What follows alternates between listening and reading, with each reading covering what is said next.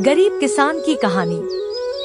बहुत समय पहले एक छोटे से गांव में एक गरीब किसान रहता था। उसका नाम रामू था। रामू के पास खेती करने के लिए थोड़ी जमीन थी, लेकिन उस पर बहुत कर्ज चढ़ा हुआ था।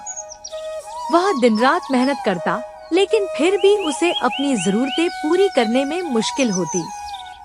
उसके पास बीज खरीदने के पैसे नहीं थे और उसकी फसल भी बुरी तरह से प्रभावित होती थी।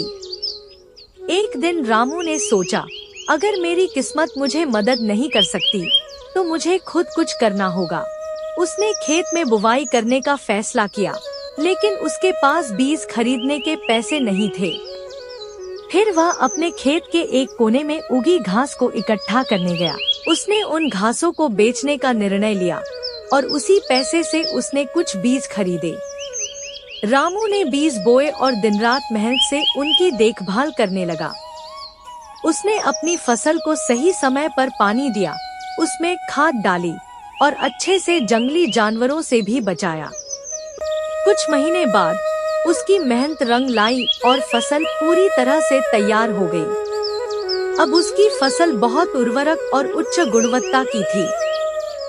रामू की फसल से उसे अच्छा मुनाफा हुआ।